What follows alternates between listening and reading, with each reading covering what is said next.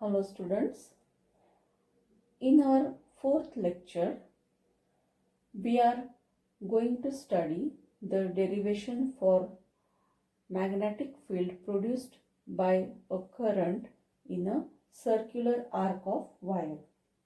After considering straight parallel wires, now let us obtain the magnetic field at a point produced by a current in a circular arc of the wire. Figure shows a circular arc of wire AB having center of the circle at point O. This circular arc subtend angle theta at the center r be its radius.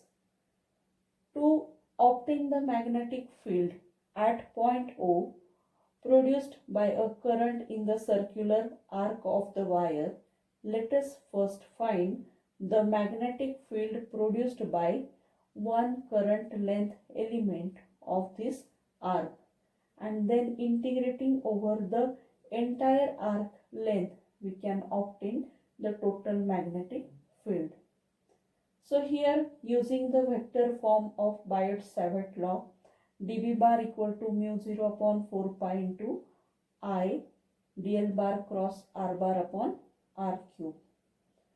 So dB magnitude of this formula is dB equal to mu 0 I 4 pi.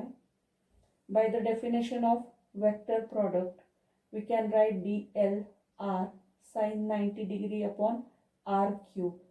We know that the small length element dl is always perpendicular to r bar. So here sine 90 is 1 and the equation becomes dB equal to mu 0 upon 4 pi I dl upon r square. This is the magnitude of field due to a small current length element IDL. The direction of this field is given by right hand rule and it is into the plane of paper. Now to obtain total magnetic field at point O, we have to integrate over this dB. Therefore, total magnitude of magnetic field is B equal to integration dB. Let us substitute the value of dB from equation 1. So we can write integral from A to B. So here integral from A to B mu 0 upon 4 pi I dl upon r square. Let us write the constant terms outside the integration sign. So mu 0 upon 4 pi into I integration of variable terms, that is dl upon r square. Now we know the formula angle equal to arc upon radius.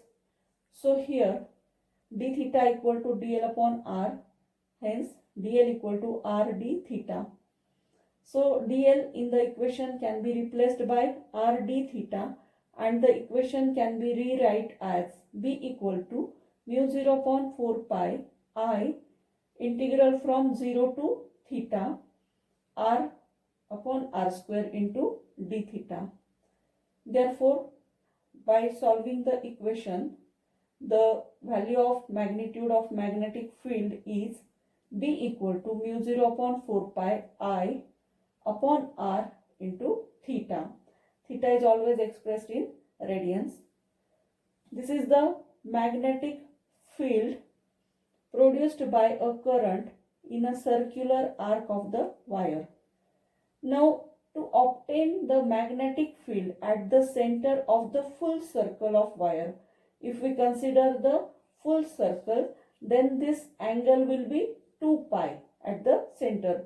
Therefore, we will consider the integration from 0 to 2 pi and hence the formula becomes B equal to mu 0 upon 4 pi I upon r into, instead of theta we will substitute 2 pi, and by solving the equation we will get the formula B equal to mu 0 I upon 2r is the magnetic field at the center of a full circle of current carrying wire.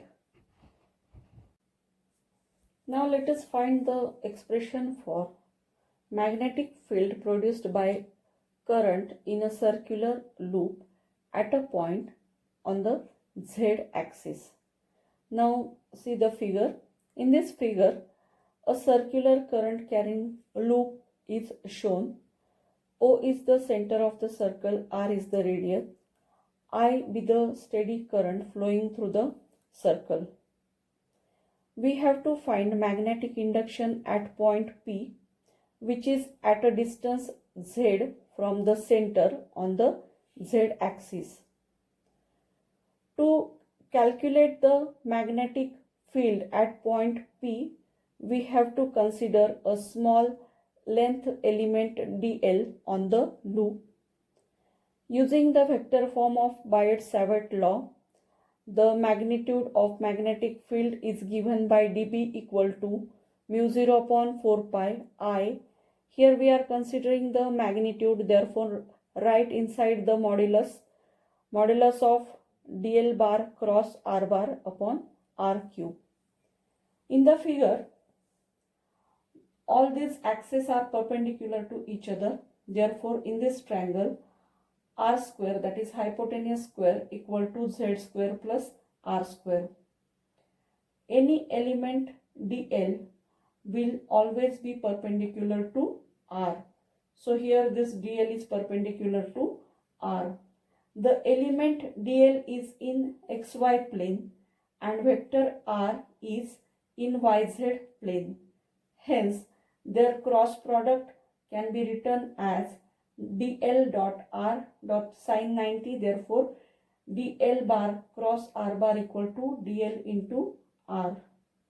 Hence, the equation for magnitude of magnetic field is dB equal to mu 0 upon 4 pi I into dl r upon r cube. It is equal to mu 0 4 pi into I dl upon r square. Let us call this equation as equation 2. Here, substituting r square, we can write dB equal to mu 0 upon 4 pi I dl upon z square plus r square.